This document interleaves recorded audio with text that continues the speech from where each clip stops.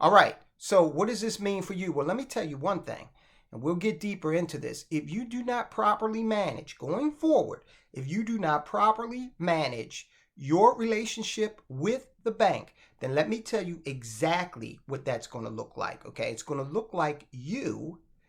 Hey, soldiers, we have another major ratings agency that is warning. They're considering downgrading more banks, and this time, some of the biggest names in banking in the country, in the world. Now, look, I know the administration's telling you everything's fine. The news media is saying, nothing to worry about. The economy is gangbusters. But meanwhile, we dealt with Fitch, the ratings agency, downgrading the U.S. debt. That makes the second of the three big ratings agencies to do that in the past few years. We got one more to go before it's a trifecta, right? And then we also had Moody's last week downgrade 11 regional banks and further state that they were going to review 6 other institutions, including US Bancorp and Bank of New York Mellon, which are larger institutions. Now, we reported on all that, but today we're going to talk about Fitch once again. This time they're coming back and they're saying, hey, we are looking at several other banks, including JP Morgan and Bank of America. And to boot, we're looking at the entire industry and considering a downgrade. Now, that would fly into the face of all of the pronouncements and optimism that we're hearing from certain quarters on the economy. We're here on the ground, okay? I'm not going to cocktail parties and, looking out from an ivory tower and saying, oh, the numbers make sense. Hey, I'm doing good. Everybody else must be too. No, we are looking at this from the standpoint of the American consumer, the middle class, right? Fitch Ratings cut its assessment of the banking industry's health in June in a move that analyst Chris Wolf said went largely unnoticed because it did not trigger downgrades on banks.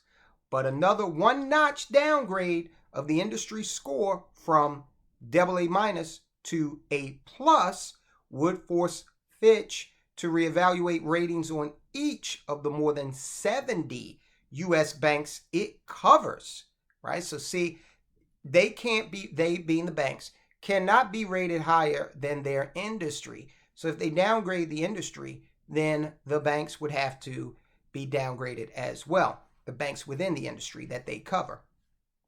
If we were to move to a A+, then that would recalibrate all our financial measures and would probably translate into negative rating actions.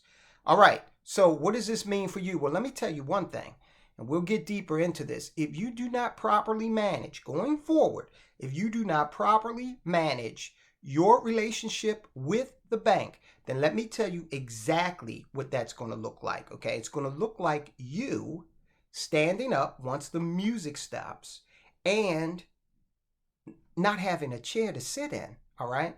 So in order to prevent that from happening, here are some things you should consider.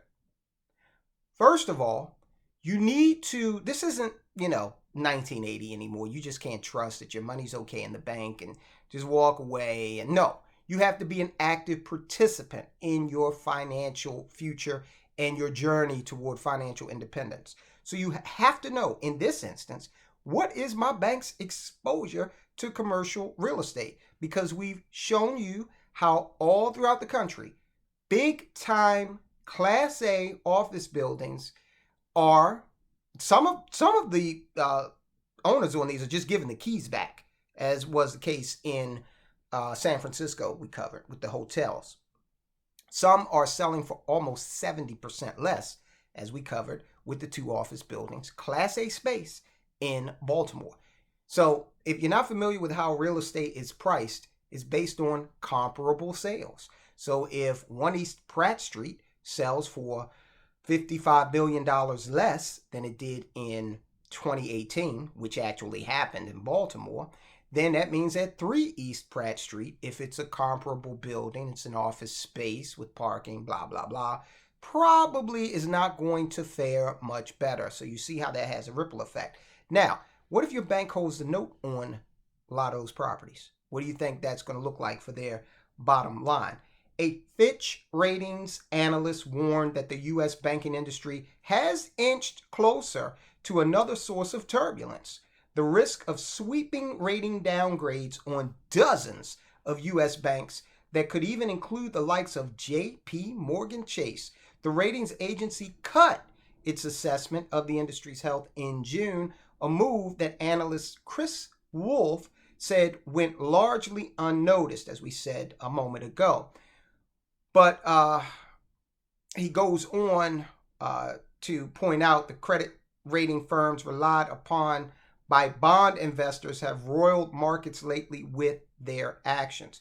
Okay, last week, Moody's downgraded small and mid-sized banks and warned that cuts could come for another up to 17 lenders, including Truist, US Bank, and again, as I mentioned before, Bank of New York Mellon. So Fitch went in and downgraded the United States credit rating. Jamie Dimon over at the J.P. Morgan Chase company, he derided that, he scoffed at it, and now we turn around and his bank is in danger of being downgraded, along with the entire industry. All right, so you got money in a bank. What should you do? I don't know. I don't know what the numbers look like for that bank in terms of their exposure to, again, commercial real estate. You need to do what I did, which is contact your bank and tell them to give you some answers. Now, this is, of course, going to be more difficult if JP Morgan, Jamie Dimon doesn't want to hear from you. If you're, just a working stiff like the rest of us, okay? So you're going to have to dig into the publicly available information at jpmorgan.com on their investor relations site. And you're going to actually, again, I cannot stress to you enough, you have to become an active participant in your finances these days. You cannot trust it to Jamie Dimon. He's not worried about you, all right? There was a time when I tried to put together a small business lobbying group for restaurants, me and a partner. And small businesses just didn't get it. One person said to us when we approached him, he said, "Oh, well, McDonald's lobbies for the industry. I don't need to do it." No, McDonald's lobbies for McDonald's, which is a multi-billion-dollar global company. You own one seafood restaurant in Podunk, Maryland. No, your issues are different. So I'm just pointing that out to illustrate the fact that you can't rely on these bigwigs at these banks or Kramer or me or anyone but yourself ultimately to suss out and interpret this information with regard to your relationship with your bank and your financial situation. All right, so more on this potential downgrade, because this is big. This could hit a lot of people, all right? The regionals were downgraded, okay, fine. But now we're talking about big nationals. The firm being Fitch, the firm's June action took the industry's operating environment score to AA- from AA because of pressure from the country's credit rating. Pressure on the country's credit rating. Regulatory gaps exposed by March regional bank failures and uncertainty around interest rates. Okay, so that was done with regard to the United States of America. But again, the banks can't do what the United States of America does, which is just print money, and that's not going to work forever. Miami Lakes, Florida-based Bank United at BBB, that's their rating, triple B, is already at the lower bounds of what investors consider investment grade. If the firm, which has a negative outlook, falls another notch, it would be perilously close to a non-investment grade rating.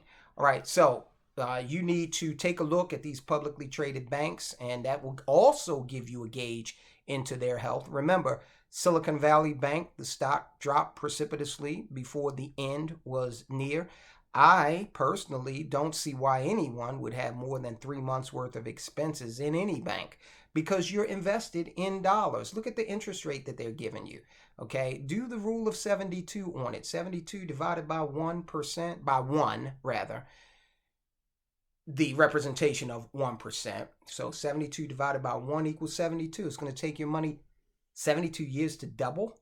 You add that up against inflation that is running hot, and look, in 90 years, 45 years, your dollar won't be worth anything. You're getting poorer, slower with a bank. Okay, that's the best case scenario. But the worst case is, of course, you relying on the FDIC to have to make you whole once your bank, if your bank goes insolvent. And you definitely don't want to be standing in that line if that occurs. Because Janet Yellen has already told us that, hey, we'll go on a case by cases with regard to any amounts over 250. They were able to do it for SVB, but they were, non-committal on continuing that policy. And also note, the FDIC, depending on how much money you've got in the bank, the FDIC is damn near insolvent itself. So you compound that with more banks going belly up, and you're really putting stress on the system. So you have got to talk to the people at your bank, find out who knows what, and get a feel for how they're exposed to the commercial real estate industry for now. Check on their uninsured deposits. Check on their deposit activity. Is it up? Is it down? Now, another thing I want to mention, guys, is look, I get a lot of questions about whether or not, should I invest in this? Should I invest in that? And I don't give advice on investing, but I will give you some advice on debt. We just partnered with Debt America and Optima Tax Relief. We just partnered with them, okay? Because I'm getting so many questions inundated about what do I do to improve my financial situation. And a lot of people that I encounter have over $10,000 worth of debt, $10,000 or more. If that's you or if that's someone you know, check us out at mcenow.com/get debt free. All right. And we will put you with professional debt resolution specialists who know how to help you get out of that situation, because the average credit card interest rate in this country right now is 24%. And so unless you're making 30% on an investment, hey, you're not doing yourself any favors, right?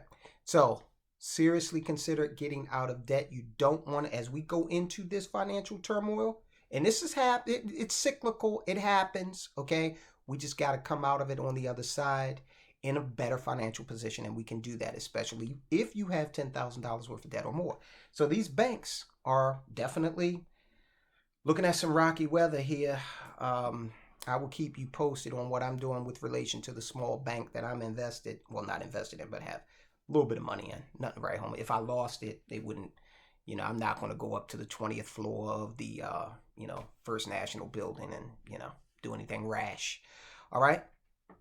Speaking of that incident where my bank was actually one of the ones that got downgraded, check out this video. Learn more, understand some of the things you need to be taking a look at. Guys, I'll talk to you soon.